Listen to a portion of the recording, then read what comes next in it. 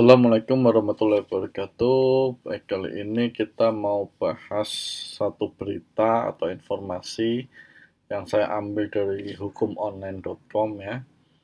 Berita ini diinformasikan hari Selasa tanggal 13 Oktober 2020 tentang kelonggaran Undang-Undang Kepailitan ancam bisnis properti.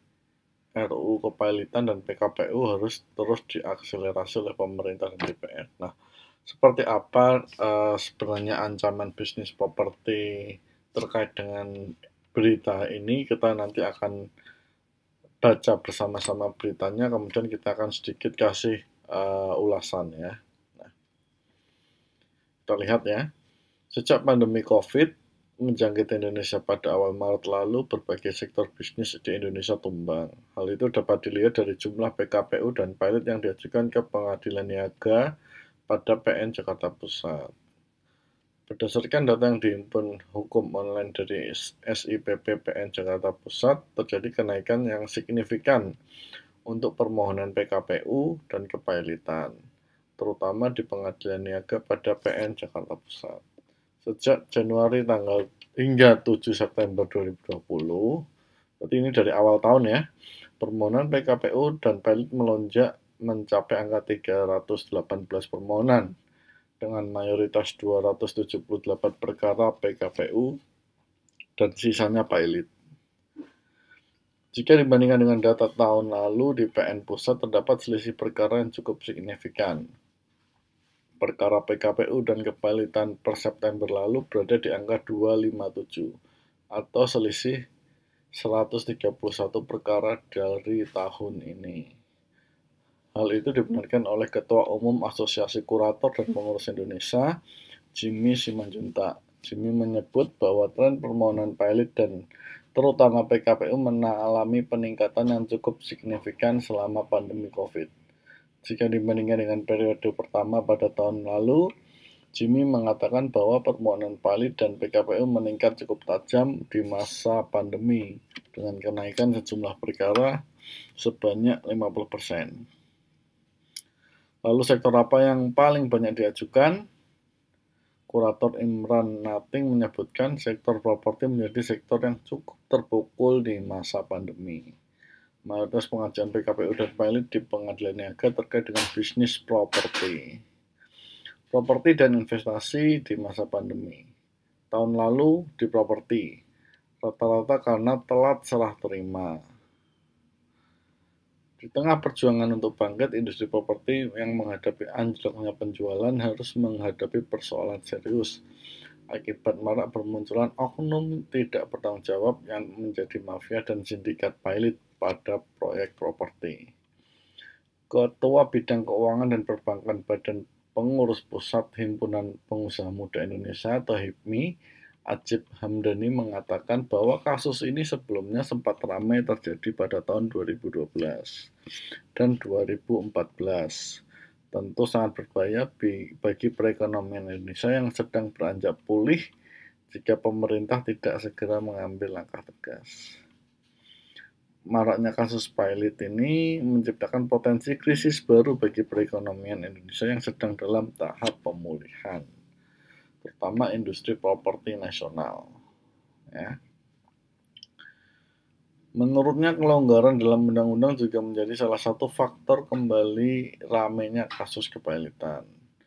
Padahal industri properti mulai menunjukkan performanya dengan memimpin sebagai industri yang dengan kenaikan IHSG yang terkoreksi cukup dalam, yakni 1,26% di sesi perdagangan pada bulan September 2020. Sektor properti mulai penguatan oke. Pengusaha yang dulunya berprofesi sebagai PNS Dirjen Pajak ini turut menegaskan urgensi dari pentingnya RUU Kepailitan dan PKPU untuk terus diakselerasi oleh pemerintah dan DPR. Dengan begitu, Ajib berharap bahwa ke depannya industri properti, pihak pengembang maupun konsumennya dapat terjaga dan terlindungi dari ulah para oknum dan pemasaran lainnya. Adanya payung hukum yang kuat dan dapat melindungi berbagai pihak, dari pengusaha, pemodal, atau pembelinya, tentu dapat menghadirkan iklim ekonomi yang ideal di setiap industri. Oke.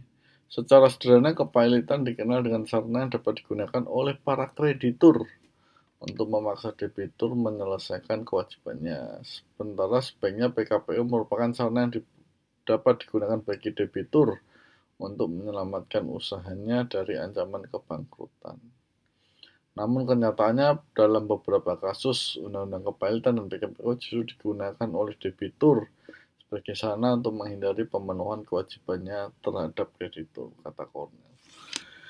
Ya, kalau kita lihat ya dari data yang disampaikan atau informasi yang disampaikan dari berita ini, memang banyak sekali permohonan PKPU dan PAI terutama bagi developer ya. Developer pun tidak hanya developer yang kalau saya lihat ya kebanyakan adalah bukan developer yang perumahan landed house, tapi lebih banyak developer yang terkait dengan apartemen ya.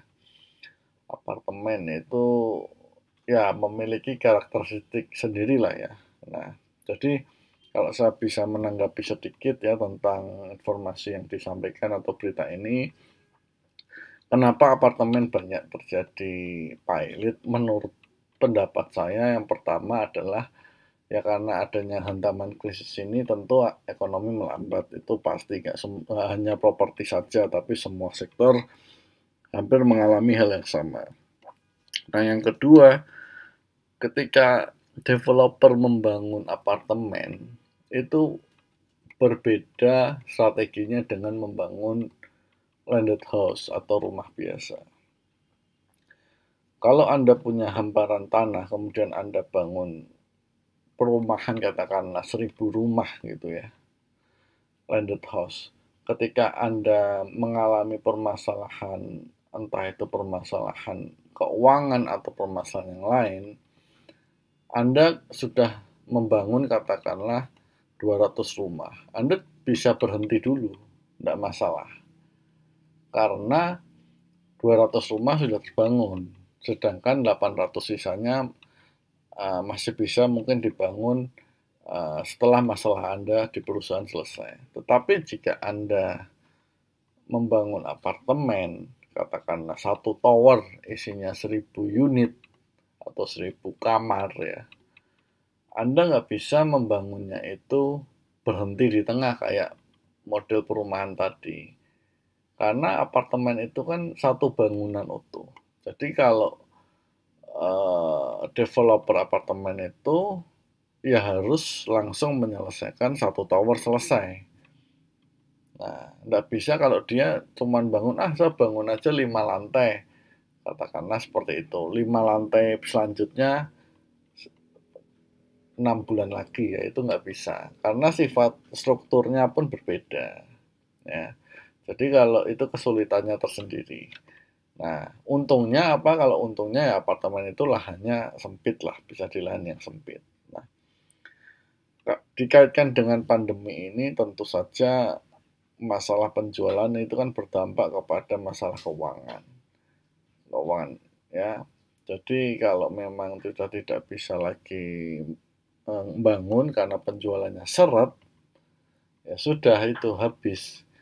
Mau nggak mau dia harus selesaikan kan. Nah, dia harus selesaikan satu apartemen itu duit dari mana? Biasanya seperti itu. Nah, maka tadi disampaikan banyak sekali yang bilang gugatan pilotnya itu lebih banyak karena telat serah terima. Nah, lebih payah lagi kalau katakanlah si developer ini ternyata konsumennya menjual unitnya kan kebanyakan lewat model kredit apartemen atau kredit perumahan. Nah, ketika digugat pilot, yang paling kasihan adalah sebenarnya konsumen, yaitu pihak yang membeli apartemen itu.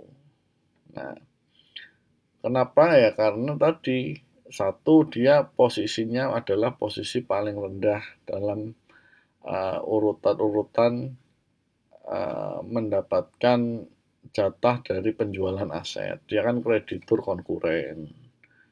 Terus yang kedua, untuk AJB pun pasti saya yakin belum ada, karena apartemen itu proses pemecahan sertifikatnya cukup cukup lama.